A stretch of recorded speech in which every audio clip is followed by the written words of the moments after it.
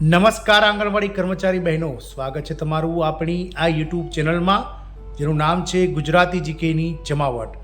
તો આજથી વિધાનસભામાં જે ચોમાસું સત્ર છે તે ચાલુ થઈ ગયું છે અને આ ચોમાસું સત્રમાં ક્યાંક ને ક્યાંક ગુજરાત રાજ્યમાં મહિલા અને બાળ વિકાસ વિભાગ દ્વારા રાજ્યના ICDS પ્રોજેક્ટમાં કામ કરતા 1,06,000 કરતાં વધારે આંગણવાડી કાર્યકર તેડાગર બહેનોને જે ગુજરાત હાઈકોર્ટ દ્વારા ટકોર કરવામાં આવી છે પગાર વધારાને લઈ તેની જાહેરાત કરવામાં આવી શકે છે.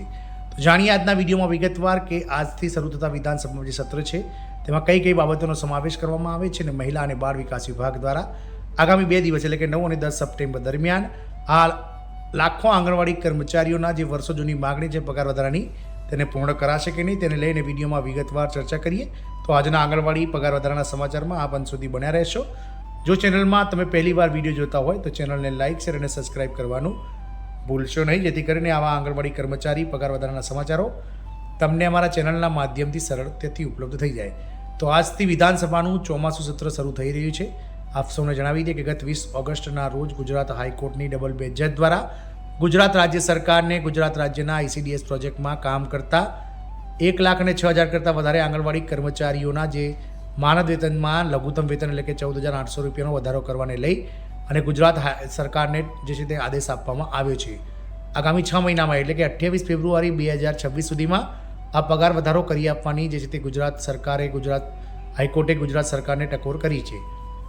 ત્યારે હવે જ્યારે આજથી વિધાનસભામાં ચોમાસું સત્ર શરૂ થઈ ગયું છે તો ચોમાસું સત્રમાં 9 અને 10 સપ્ટેમ્બર 2 દિવસ દરમિયાન જે પ્રશ્નોત્તરી કાળ યોજાશે આ પ્રશ્નોત્તરી કાળ દરમિયાન ક્યાંક ને ક્યાંક વિપક્ષના નેતાઓ દ્વારા આ હાઈકોર્ટના ચુકાદાને આધીન પગાર વધારાના પ્રશ્નો પૂછાઈ શકે છે અને ગુજરાત રાજ્યના મહિલા અને બાળ વિકાસ વિભાગે આ બાબતને લઈ અને જવાબ આપવા પડશે. એટલે કે ક્યાંક ને ક્યાંક આ 9 અને 10 તારીખ સુધીમાં હાઈકોર્ટમાં જે મિત્રો અલગ અલગ વિધેયકો પાસ થવાના છે તેમાં ક્યાંક ને ક્યાંક આ પગાર વધારાની ચર્ચા પણ થશે તેવું દેખાઈ રહ્યું છે.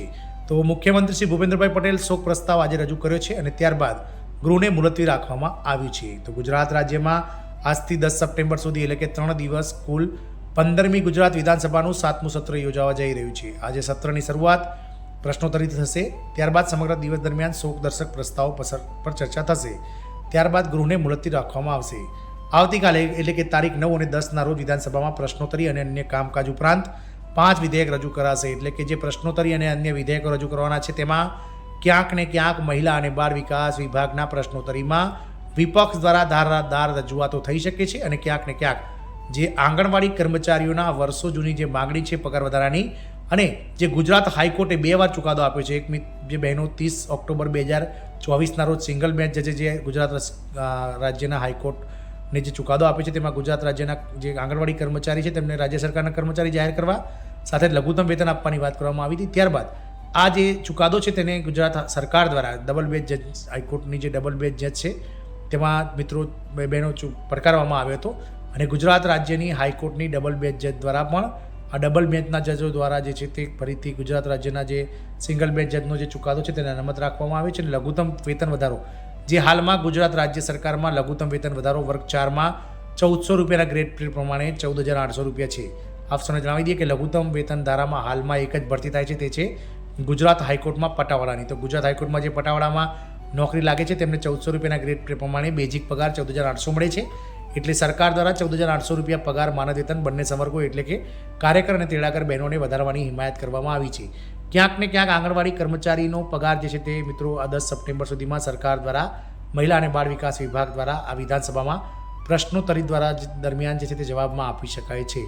જો આમ બનશે તો કાર્યકર બહેનોને 14,800 રૂપિયા માનદ વેતન હાલમાં જે મળી રહ્યું છે તેમાં વધારો થતાં કુલ માનદ વેતન 24,800 રૂપિયા, જ્યારે તેડાગરોને હાલમાં મળતા 5,500ના વેતનમાં 14,800 રૂપિયા વેતનમાં વધારો થતાં કુલ 20,300 રૂપિયા માનદ વેતન જે છે તે દિવાળી પહેલાં જ મળતું થઈ જશે. ઓપરેશન સિંધુની સફળતાના પગલે આ સત્ર દરમિયાન મુખ્યમંત્રી ભૂપેન્દ્રભાઈ પટેલ દ્વારા અભિવાદન પ્રસ્તાવ પણ લાવવામાં આવશે. આજે પહેલા દિવસે જ કોંગ્રેસે બચુ ખાબડ મંત્રીને લઈને પહેલીવાર ગૃહમાં પહોંચેલા આપના ધારાસભ્ય ગોપાલ ઇટાલિયાએ ગુજરાતના 20મા રસ્તાને વિરોધ પ્રદર્શન કર્યું છે. સત્ર દરમિયાન કુલ 5 વિધેયક પર રજૂ કરાશે, જેમાં પહેલું છે શ્રમ કૌશલ્ય વિકાસ અને રોજગાર વિભાગનું કારખાના ગુજરાત સુધારા વિધેયક 2025, બીજું છે નાણાં વિભાગનું ગુજરાત માલ અને સેવા કર દ્વિતીય સુધારા વિધેયક 2025, ત્રીજું વિધેયક છે ઉદ્યોગ અને ખાણ વિભાગનું ગુજરાત જન વિશ્વાસ જોગવાઈઓના સુધારા વિધેયક 2025, ચોથું છે આરોગ્ય અને પરિવાર કલ્યાણનું જે છે વિભાગનું ગુજરાત વૈધક વ્યવસાયીઓનું સુધારા વિધેયક 2025, જ્યારે 5મું ગુજરાત ચિકિત્સાલક સંસ્થાઓ રજિસ્ટ્રેશન અને નિયમન સુધારા વિધેયક 2025 રજૂ થવા જઈ રહ્યું છે. તદુપરાંત આજે 9 અને 10 તારીખ દરમિયાન જે પ્રશ્નોત્તરી કાળ યોજાશે તેમાં વિપક્ષ દ્વારા મહિલા અને બાળ વિકાસ વિભાગને ક્યાંક ને ક્યાંક આ ગુજરાત હાઈકોર્ટના ચુકાદાને આધીન પગાર વધારો સરકાર ક્યારે કરશે તેની પ્રશ્નોત્તરી કરવામાં આવશે અને જવાબમાં મહિલા અને બાળ વિકાસ વિભાગ દ્વારા જે છે તે ગુજરાતની આગામી જે રણનીતિ છે તેના વિશે જે છે તે જણાવવું પડશે. આમ આગામી 9 અને 10 દિવસ 2 દિવસ આ બહેનો માટે જે છે તે યોગ્ય બની રહેવાનો છે, કારણ કે પગાર વધારાને લઈ અને આ જે ગુજરાત વિધાનસભાનું હાલનું ચોમાસું સત્ર ચાલી રહ્યું છે તેમાં